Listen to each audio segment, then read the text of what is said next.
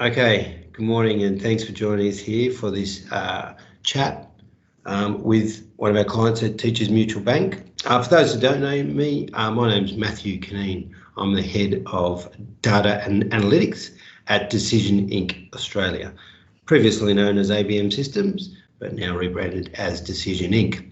And today I've got Kieran O'Reilly from Teachers Mutual Bank who's joining us here for this chat. Kieran, would like to introduce yourself? Hey, Matt. My name's Kieran O'Reilly. I'm the Data Engineering Manager at Teachers Mutual Bank Limited. So we're leading a team of data engineers to provide data-driven solutions to the business. Brilliant. And how big is that team, Kieran? How many are in the team? So we consist of 2 data analysts and about 6 data engineers. Brilliant. And so that's working for Teachers Mutual Bank. Tell me a little bit more about TMBL. Yeah, sure. So Teachers Mutual Bank Limited is one of the largest customer-owned banks in Australia. We're passionate about helping our members secure financial futures through exceptional member support and superior banking products. We currently have more than 210,000 members and just over $8 billion in assets. We're currently made up of 4 divisions. So they are Firefighters Mutual Bank, Health Professionals Bank, Teachers Mutual Bank, and Unibank. Great. And that's obviously in the mutual sector. And you talk about, interestingly, they're members, not customers, which is an important distinction, obviously, for you guys. The mutual sector really seems to be growing. Obviously, we know the big 4, dominating. But are you finding that in the business that people are really warming to the mutual sort of style of banking? Yeah, it is. We can really see that. And I guess that sort of shows in some of the dashboards that we have at the moment. We can see that the business is coming through. Numbers are up, members are growing. Yeah, all looking good. Brilliant. And so in terms of, ourselves working together with yourselves, what were the kind of problems when you came into, I think we might need some sort of reporting and analytics solution. What were the problems that you really wanted to try and solve at a business level? Yeah, so I guess going back 4 years ago when we first started this journey, we had the request from the analysts and the business users for a visualization layer on top of our enterprise data warehouse, which enables them to interactively drill down through the data and answer some of those questions in a more real-time fashion without the need for back and forth development that will produce a static report, which will then in turn, again, ask more questions and need to go back for more development. So I think that was the main problem that we needed to solve. Yeah, that age-old one where they ask for a report, you provide it to them and they say, thanks, Kieran, that's exactly what I wanted, except could you now give me this and this and this, and you've got to go back and do that all again. Yeah, it's a pretty common one. So, so what were some of the key challenges to being able to sort of provide that for the business user and these analysts that you talk about? What were some of the key challenges that you had to overcome? I think one of the main challenges that we had was just defining the structure, defining all the measures and dimensions that would come through into these dashboards that were understood by the whole business, and how they can visualize the data that was in the enterprise data warehouse. And did you find that different groups would have a different definition for the same kind of thing? Is that part of what you're talking about there, to get it right? Yeah, definitely. Yeah. So everyone has a little different version of how they'd like to define some of these terms. So a lot of that back end work was really important to getting these dashboards right. Okay, great. And so the solution that, we help with, but you've come up with as well, and built a lot of this yourselves, which has been fantastic to see.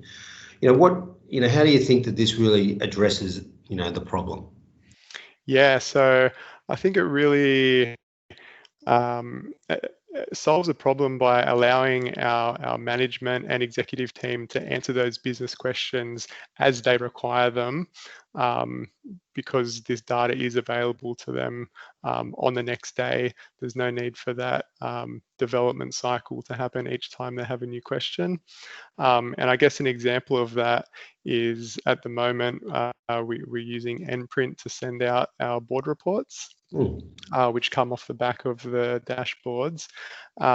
Previously, these board reports would take up to 2 weeks to produce, which is kind of a little bit late to be making decisions on data that's 2 weeks old. They're now running and sending out to the executives on the first day of each month. So that's really improved that process. Yeah, that's unbelievable. I don't know any other organisation that's getting, board reports out day one after end of month. That's unbelievable. Now, the board reports, do they go straight out, or do they go via sort of someone to actually add a bit of commentary into it prior to those getting sort of approved and sent on? Yeah, definitely. So that they'll get sent out to the analysts, Yep. And they'll review those reports, add in any commentary that's required, and then send that off for approval. Right. So the humans are still involved. We haven't just cut them out of the process. Yeah, definitely still involved. That's what we call augmented intelligence. We still need the humans. It's not all about the machine. Yeah. So in that journey, I mean, you talked about imprinting there. What kind of technologies, have you used? I've heard you talk about an enterprise data warehouse. Obviously, it started somewhere before that. Talk us through sort of the whole overall sort of architecture from a tech perspective. Yeah, sure.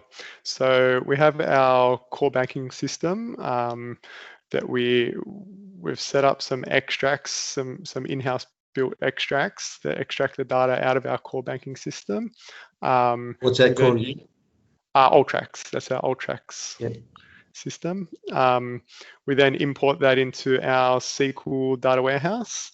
And then we model that into a dimensional model, which is then the source for our ClickView, ClickSense dashboards. So we have a combination of ClickView and ClickSense. We originally started with the ClickView dashboards, but we're now pushing towards ClickSense and self-service. And then, as mentioned before, we have the nPrint reports running off some of those ClickView dashboards. Right. And in setting up those ClickView dashboards and getting the data out of the warehouse, what kind of architecture did you follow from a Click point of view? Did you sort of bring everything into one app, or did you use a bit of a different process? Yep. So we've used the 3-tier architecture. So we have our extract layer, transform layer, and then an application layer. And we've sort of set up a dashboard for each business unit. So we have a sales and marketing dashboard, a finance dashboard. So each department has their own dashboard. And so then that's fantastic, and that's best practice setting up that 3-tier, obviously. And then one of the benefits you get from that you weren't maybe expecting is when you move to ClickSense, you can reuse that QVD layer just to be doing it into Sense when some of the analysts are doing their self-service. How's that sort of, how are you finding that? Yeah, definitely. It's really good that we have that base structure there that can be reused for ClickSense. So we've already done that groundwork. We have the QVDs available. And now we can just give access to the analysts to start self-serving some of those ClickSense dashboards. Great, and not having to repurpose it, not having to redo it, and being able to use the modern platform that is Sense. So, how happy do you think people are with the solution that you've created? Yeah, I think they're really happy. I think their enthusiasm to use ClickSense really shows how happy that they are.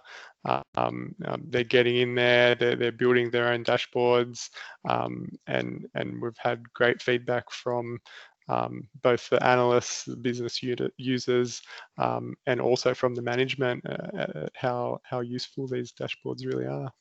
That's great. And by the sounds of things, it's just used all the way through the organisation, Kieran, from the C level to these business analysts right out to people in operations. Yeah, definitely. So we have our operations users that use it for SLA reporting and stuff like that. They can track the SLAs throughout the month to see how they're tracking.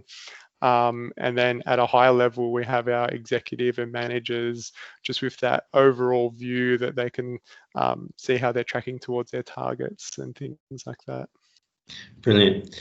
And so, mate, thanks for sharing all of this today. If you were to summarise, you've been involved for the 4 years, your journey with Click and the sort of the effect it's having at TMB. How would you sort of summarise it in a couple of words?